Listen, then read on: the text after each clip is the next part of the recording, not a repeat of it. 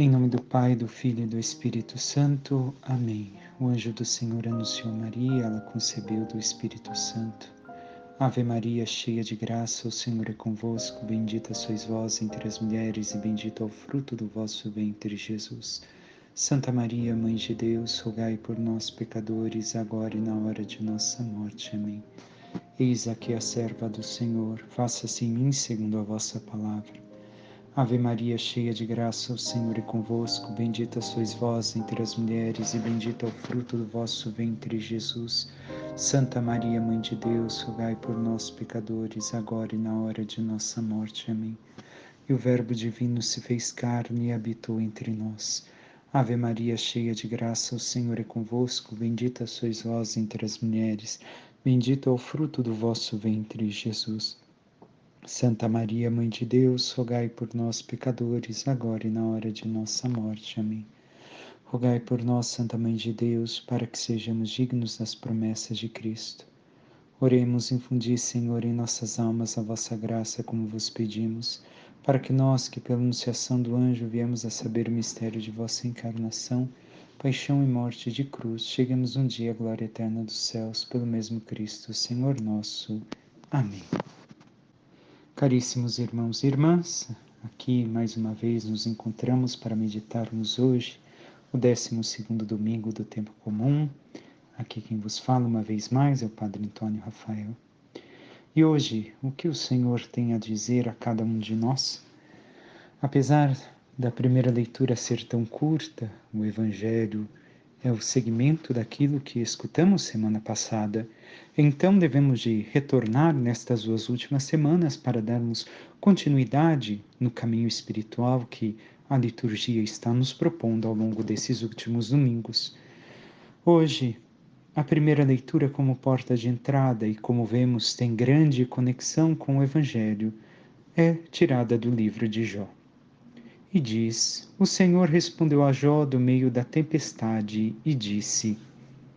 Primeiramente devemos de ver que Deus concede uma resposta a Jó, e no texto é justamente assim que se demonstra. E então, qual é a resposta de Deus a Jó? Os 2 últimos diálogos de Deus para com Jó podemos ver, porque estamos no capítulo 38 do mesmo livro. Diz Deus: Quem fechou o mar com portas quando ele jorrou com ímpeto do seio materno, quando eu lhe dava nuvens por vestes e névoas espessas por faixas, quando marquei seus limites e coloquei portas e trancas e disse, até aqui chegarás e não além? Aqui cessa a arrogância de tuas ondas?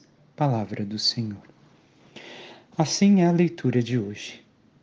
O Senhor que fala sobre o mar, sobre as ondas, e temos que ver que inicialmente, como vamos encontrar também a questão do Mar da Galileia no Evangelho de hoje, nós devemos de nos retornar ao Antigo Testamento, recordando de tantas vezes em que o mar aparece. Quando o povo saindo do Egito atravessa o Mar Vermelho a pé enxuto, quando o povo chegando na Terra Prometida atravessa o Rio Jordão a pé enxuto, quando Jonas é lançado ao mar por sua culpa e é engolido pelo animal. Ali vemos tantas vezes a fúria do mar. Vemos tantas vezes que Deus acalma o mar, que Deus tem poder sobre o mar, sobre as águas. E devemos de recordar, as águas têm aquele sinal bom, mas também o seu sinal mau, por assim dizer, a destruição que pode causar. Como infelizmente vivemos tragédia na nossa nação ainda há pouco tempo e vimos o que as forças das águas são capazes de fazer quando a natureza sobressai, é tão forte que o homem não pode ter controle sobre ela. Assim é o mar, assim também foi o nosso batismo. Devemos de recordar que as águas do batismo, por mais que seja um gesto tão lindo, tão brilhante, é para nós o símbolo de uma morte por afogamento, para renascermos como filhos de Deus em Cristo. Então nós vemos tanto a fúria da água, como também o poder da água de renovar, de dar a vida. Mas hoje nos é apresentado justamente esta fúria, justamente este simbolismo da água com o seu lado ruim. E para compreendermos melhor o Evangelho, desde esta leitura devemos de ver já uma coisa. Para os antigos, o mar é o perigo, é o mal em si. Por quê? Porque no mar habita o desconhecido. O mar afoga tantas pessoas. O mar destrói barcos. E ali temos os animais, como sabemos bem e lemos nas Sagradas Escrituras, como Leviatã. Então simboliza o mal, simboliza a força do mal. Também, algumas vezes, a ação do demônio. E também o pecado. Recordemos as águas que são derramadas no Antigo Testamento, justamente quando Deus quer purificar o mundo do pecado que o homem cometeu, quando Noé constrói a barca. E assim também compreenderemos a barca no Evangelho de hoje.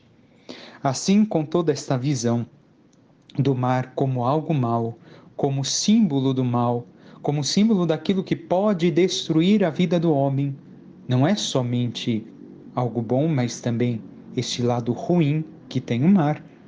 Nós devemos de ver Deus mostrando que tem o poder de sobre tudo diante de Jó. Tem poder até mesmo sobre o mal, sobre toda a criação. O mar, simbolizando o mal, é criado por Deus. Não é mal em si, mas é algo da natureza que Deus criou e que tantas vezes tem algumas ações inesperadas para o homem. Mas também Deus demonstra que ele não criou o mal, mas sim ele domina sobre tudo e assim também como fez com o mar, ele colocou limites ao mal. Até algum ponto podemos ser tentados, mas recordemos as próprias Escrituras: o homem não é tentado acima de suas forças. Assim Deus age para conosco. Deus sempre nos protege. Nada pode superar a força de Deus em nossas vidas. E nós, como temos vivido diante das tempestades, do mar, da vida, como diz aquela música antiga que nós conhecemos: se as águas do mar da vida quiserem te afogar, segura na mão de Deus e vai. Como temos vivido? Temos segurado nas mãos de Deus verdadeiramente e confiado que o Senhor Deus tem autoridade sobre tudo e que nada poderá nos destruir? Nenhuma força do mal? Que o mal está subjugado, já perdeu, recordando aquilo que é para nós cristãos uma realidade: Cristo venceu com sua cruz todo o mal e a morte, e que nós, se vivemos com Ele a vida nova que Ele nos dá, também nós venceremos todo o mal? Temos esta fé, esta confiança? Mas ainda na primeira leitura também devemos de ver na figura de Jó e na figura de cada um de nós que aqui devemos de estar. Jó dá tudo a Deus, mesmo quando tudo leva à rebelião. Tudo o que aconteceu com Jó, nós sabemos. Nós temos conhecimento dos textos sagrados. E até quem quiser ler um dia o livro de Jó, instruído pela minha professora de Bíblia, na época, nos dizia: devemos de fazer a leitura do livro de Jó sem ler o diálogo de Deus e do demônio, somente ler Jó e os seus colegas conversando, e veremos que nós nos encontramos, que Jó é cada um de nós. Mas voltando, Jó, com tudo aquilo que passou, não se revolta, não se rebela contra Deus. E nós, como Jó, temos dado tudo a Deus ou temos nos rebeliado contra Ele, nos revoltado contra Ele?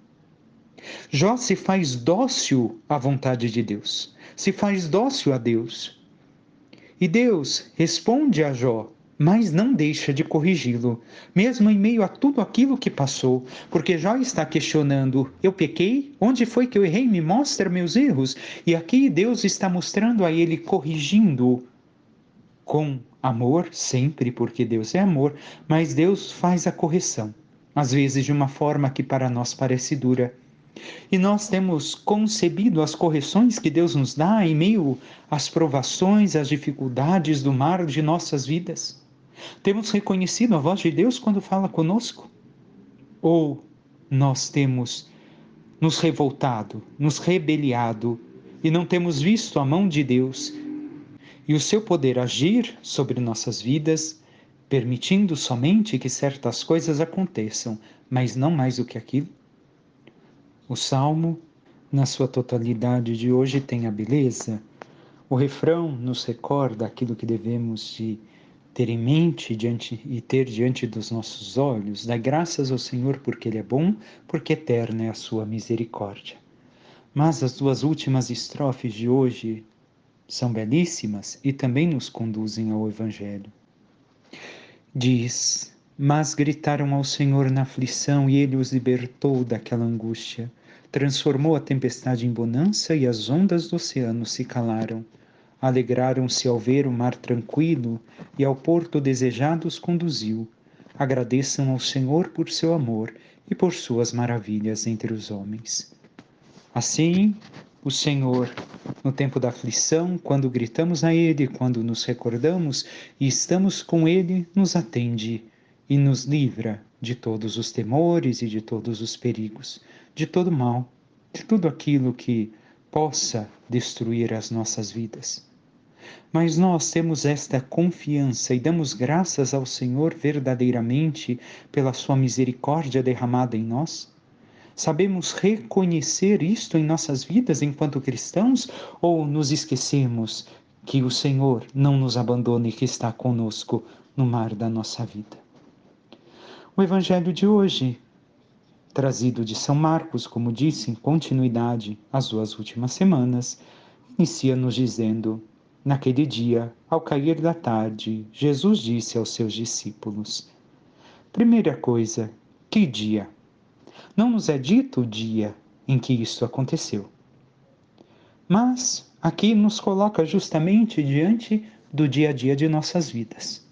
Nós, enquanto discípulos do Senhor, Ele nos diz tudo aquilo que está no Evangelho, de modo especial aquilo que hoje meditamos. Cair da tarde simboliza o horário próprio, propício para ir pescar. Como bem sabemos, os pescadores do Mar da Galileia pescavam pela noite. Assim, Jesus, em uma das manhãs, encontrou a Pedro. Pedro dizia, recordamos: Senhor, tentamos a noite inteira e não pescamos nada, mas por causa da tua palavra nós lançaremos as redes. Então, este entardecer, este início do anoitecer, simboliza também o momento de pescar. Mas há muito aqui no Evangelho que nós meditaremos, porque tem muito a nos dizer. Como diz Frei Luís de León, um frei agostiniano, nós veremos aquilo que o texto nos diz que realmente aconteceu e que nós estamos meditando através da leitura.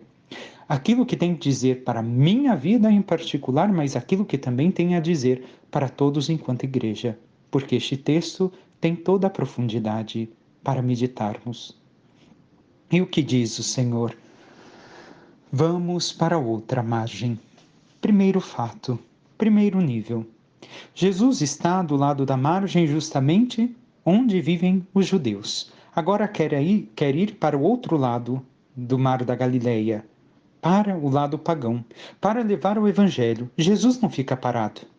Realizou obras e milagres, como vimos e meditamos, e Jesus não fica parado nos elogios, nas grandezas, nos holofotes, mas segue, não para, não tem onde descansar a cabeça, como ele mesmo diz, continua o seu caminho. E aqui já há algo para nós nos questionarmos e recordarmos. Nós também temos a missão de, como Jesus, não estarmos parados, mas anunciar o Evangelho, como já estamos meditando desde o início do ano litúrgico. E aqui, como temos anunciado o Evangelho? Temos realmente assumido a nossa missão e, como Jesus, atravessado a margem e anunciado a todos o Evangelho, ou temos outorgado aos demais? Isso é missão do padre, da freira, do fulano na igreja, eu não tenho nada a ver com isso, eu não tenho a missão de evangelizar. Temos feito isso? O Senhor envia a todos e cada um de nós a levarmos o seu Evangelho e trazermos a conversão ao mundo. E devemos de recordar que, se as pessoas não reconhecem Jesus, é porque nós ocultamos a Cristo. E de que forma ocultamos? Quando nós não vivemos a nossa fé, quando não somos fiéis ao Evangelho, quando não anunciamos o Evangelho e também, justamente, quando nós não vivemos o domingo, o dia do Senhor. Não vivemos como cristãos. Hoje, sendo domingo, dia do Senhor, como estamos vivendo este domingo? Simplesmente como um dia de folga? Ou ele é diferente para nós porque eu procuro estar com o Senhor? Ou é somente mais como para todo mundo um dia de diversão, um dia de descansar minha cabeça e o Senhor fica para outro momento? Se o mundo não reconhece a Cristo, mais uma vez recordo aquilo que já dizem os santos, é porque nós não testemunhamos Cristo para o mundo. Temos cumprido a nossa missão? Temos atravessado para outra margem? Mas também devemos de recordar aqui mais um fato em relação à nossa vida pessoal. O barco, primeiramente, simboliza a nossa vida. Simboliza a nossa vida, mas também tem um simbolismo maior que meditaremos. E nós vamos ver o que o barco vai passar ao longo do Evangelho. Porém, esta travessia é o chegar ao outro lado da margem, não só evangelizar, mas a conversão que o Senhor pede de cada um de nós. Nós esperamos chegar à vida eterna. Não é este o nosso sonho? Não é o sonho de estarmos um dia no céu, na glória de Deus? Não é isso que deve de impulsionar o nosso coração e a nossa vida a viver? Mas nós temos vivido como pessoas em busca de conversão, em busca de uma mudança de vida? Ou nós estamos aprisionados? O barco não foi feito para ficar parado, mas sim para navegar.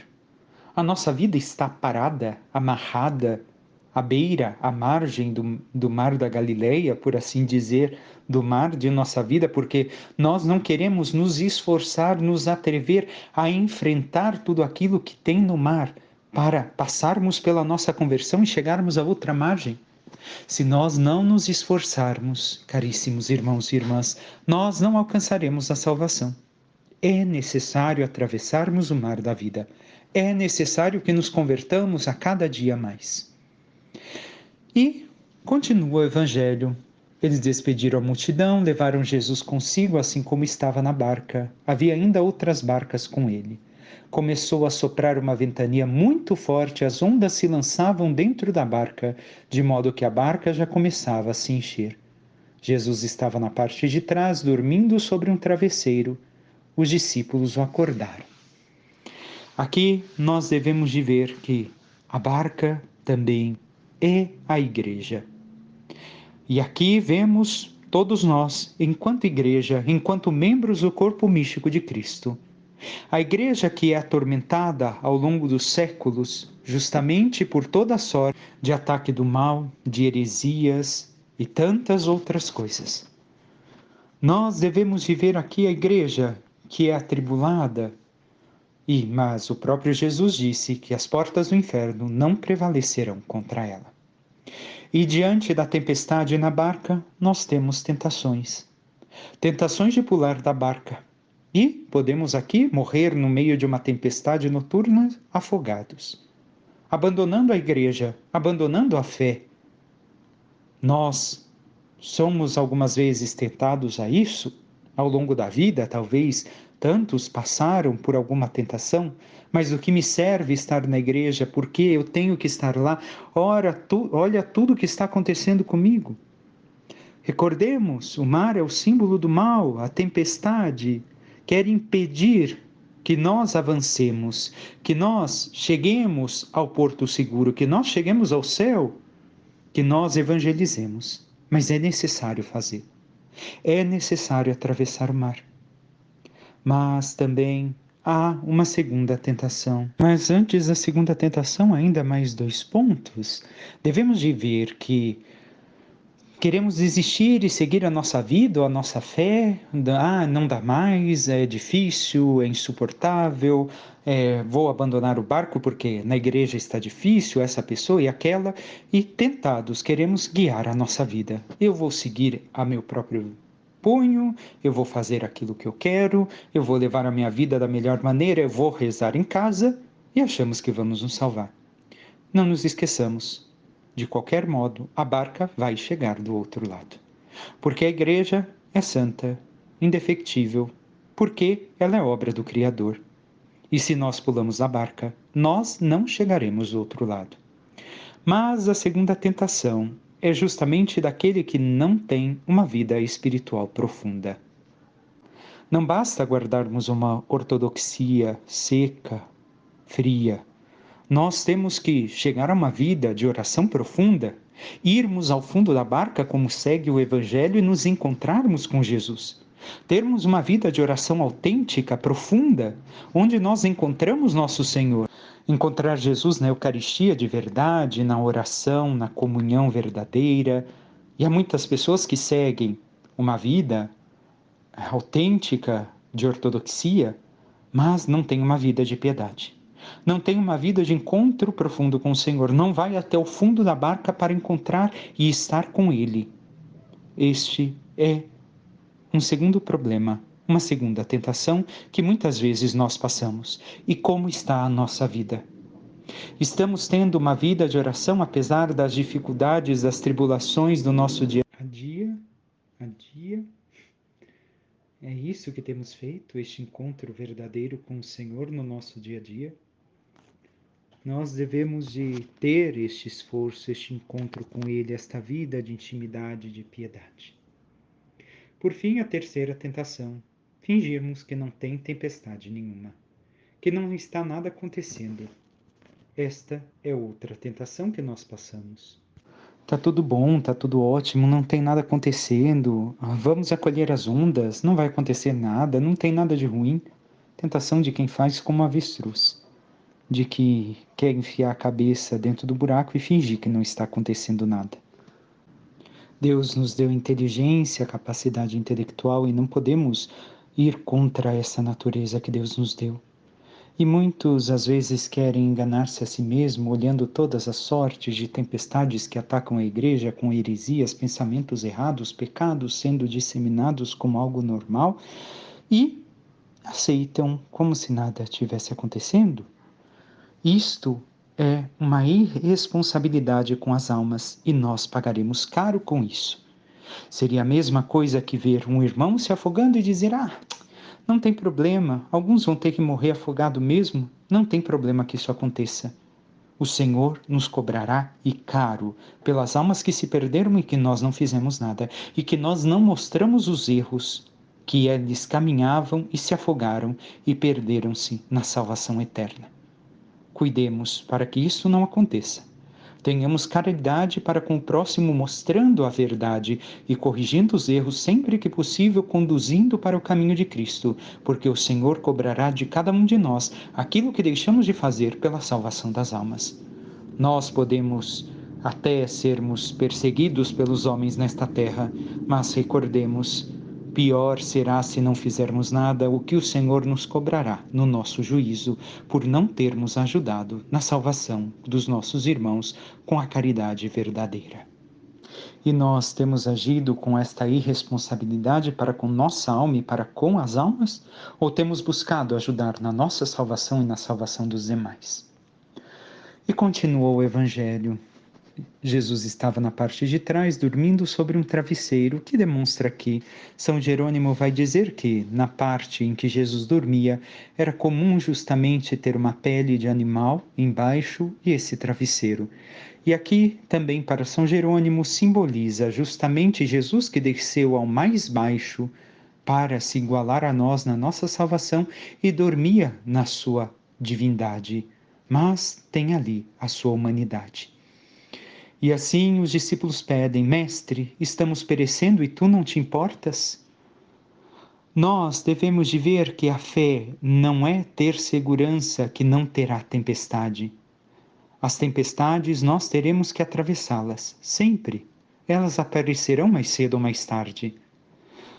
Mas também devemos de recordar que Deus não me protege do medo, mas está comigo no momento em que estou com medo. E recordo que o Senhor está comigo para vencer o medo, as dificuldades, as tempestades, para chegar à outra margem a qual Ele me espera. Porque, seguindo o Evangelho, nós vemos, neste trecho que já ouvimos, que parece que Deus tem distância, um desinteresse para conosco. E não é assim. Ainda no Evangelho deste sábado que se passou, nós vimos: vós valeis muito mais que o lírio dos campos, que os pardais, que muitos pardais. Então, para Deus, nós temos muito valor. Ele não está distante, não se desinteressa de nós, mas sim se interessa e se preocupa muito conosco. É nós que não enxergamos. No meio da tempestade do dia a dia, ainda mais com as nossas tecnologias, este amor que o Senhor tem para conosco, este interesse em estar conosco. E talvez, como os discípulos, muitas vezes nos dirigimos ao Senhor com esta oração, mais como uma reprovação do que verdadeiramente uma oração pedindo auxílio do Senhor. Mestre, estamos aqui morrendo e você não se preocupa? Não te importas comigo? Nós devemos de reconhecer todo o gesto de amor que Jesus realizou e realiza para conosco todos os dias. Não devemos de simplesmente ficar esperando e reconhecendo somente os milagres de Deus, aquilo que Ele deve de realizar para mim, mas reconhecer o amor de Deus justamente na Sexta-feira Santa, que nós vivemos, ter esta esperança que no meio da tempestade, no meio daquilo que parece a nosso sofrimento da Sexta-feira Santa, o Senhor está conosco e não devemos de reprová-lo, mas sim reconhecer a sua presença. Ele não nos tira da tempestade, mas Ele está conosco na tempestade de nossa vida. E assim o Senhor diz, se levanta e diz ao mar, silêncio, cala-te. Nós, qual voz temos escutado? Porque o que necessitamos aqui é escutar a voz de Jesus. Mas é a voz dele que tem nos guiado. Ou toda sorte de psicólogo, psicanalista do tempo, ou ainda este ou aquele que está aparecendo, aquele que está na TV, que é famoso, que apareceu agora, qual voz nós temos escutado? Temos seguido a voz de Jesus como a voz principal de nossa vida? A única voz que nos guia? Ou as vozes do mundo, da carne, têm nos guiado muito mais do que a voz do Cristo? Recordemos, o mar também simboliza o mundo, e muitas vezes somos tentados pelo mundo e nos deixamos levar por este barulho das ondas, das tempestades. Nós temos escutado a voz de Cristo ou queremos escutar a voz do mundo? Então Jesus perguntou aos discípulos: por que sois tão medrosos? Ainda não tendes fé? Aqui nós devemos de ver que o medo se dá justamente porque os discípulos colocavam a esperança nas suas próprias forças. Tantas vezes nós, na nossa vida, queremos fazer a mesma coisa. Colocamos a esperança em nós mesmos, no nosso esforço, que nós vamos conseguir. Confiamos mais em nós do que em Deus. Devemos de recordar aqui aquela frase de Santo Inácio de Loyola: operar como se tudo dependesse de mim e esperar como se tudo dependesse de Deus. Mas aqui está justamente o sentido que nós devemos de encontrar. Que o Senhor não nos abandona, Ele vai realizar, mas eu também não devo deixar de operar. O Senhor levou seus discípulos, segundo São Jerônimo, justamente no alto mar, para enfrentarem varonilmente todo tipo de sorte e de doutrina estranha, como vai dizer São Paulo e São Judas na sua carta, justamente utilizando a comparação com o mar. Assim, nós temos enfrentado com força toda a sorte de doutrina contrária à nossa fé para vivermos a integridade da nossa fé. Temos tido esta fé no Senhor e não nas nossas próprias forças, recordando que é Ele o Deus e que é Ele que realiza as obras e maravilhas e não nós. Nós somos simples servos. E assim, temos aqui 3 questões a fazerem a nós mesmos deste Evangelho de hoje. O que Deus quer neste momento de angústia em que estou vivendo, nesta tempestade que estou atravessando? Qual o seu projeto sobre mim na hora da provação e da luta que estou passando? Como devo corresponder a Ele neste momento, a essa tempestade, no momento em que estou atravessando a ela? São 3 perguntas que nos deixa o Senhor através deste trecho do Evangelho.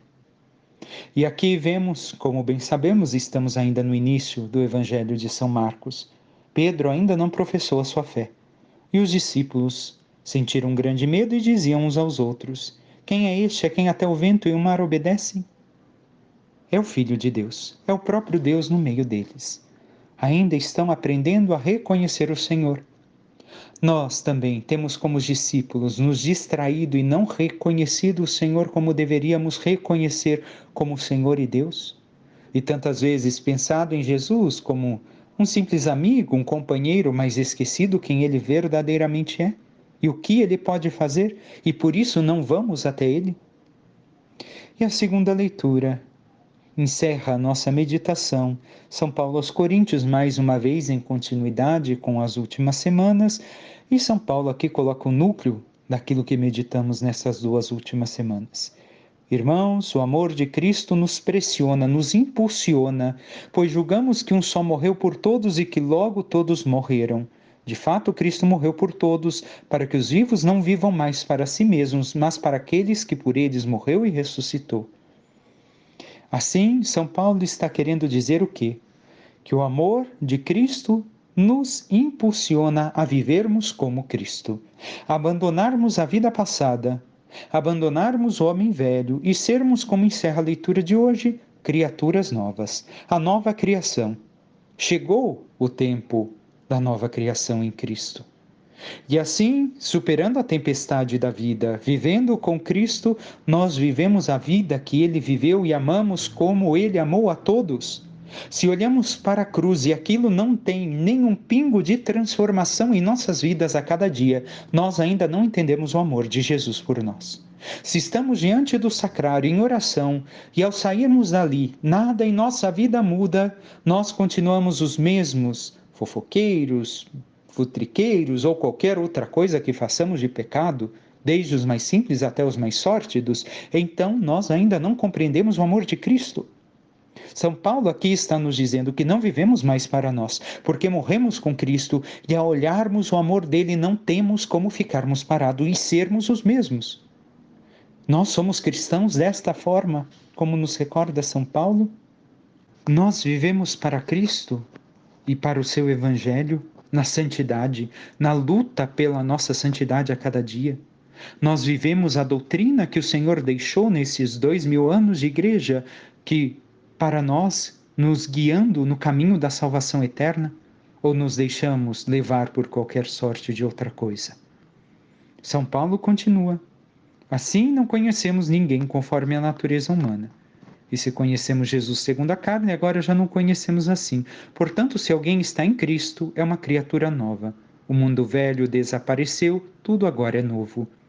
A travessia do mar de nossas vidas, a travessia para chegarmos ao outro lado da margem, como o Evangelho de hoje nos mostra, e recordando mais uma vez o particular de nossa vida, a salvação eterna, nos faz não vivermos mais no mundo velho, no qual vivíamos distante de Deus, no qual éramos egoístas pensando em nós mesmos e não naquilo que o Senhor pede de cada um de nós. Mas vivemos a novidade da vida, a vida eterna, a vida do céu, porque se nós queremos estar lá um dia, nós devemos de viver como criaturas, como seres que buscam o céu já nesta vida, como todos os santos o fizeram.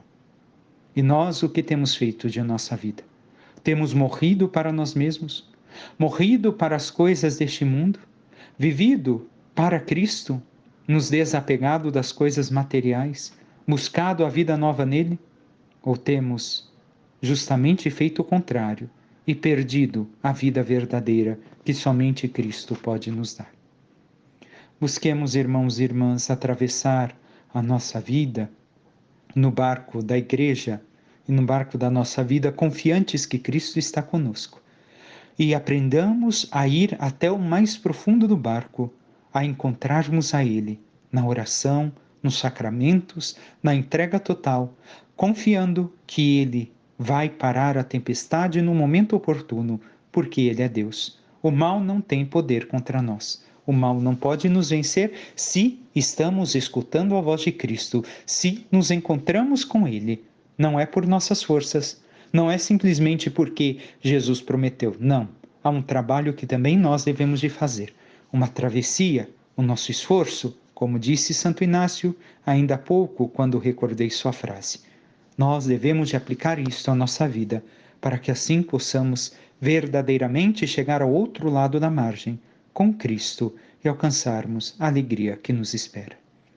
Peçamos à Santíssima Virgem Maria, nossa Mãe, que interceda por cada um de nós e nos ajude nesta travessia de nossas vidas e nesta travessia na nossa fé, para que possamos perseverar dentro da barca de Cristo, dentro da fé da Igreja, fiéis a Jesus em nossas vidas, confiantes de que Ele nos salvará em todos os momentos de todo mal e que Ele tem o poder e o mal não pode vencer a nós se estamos com Ele.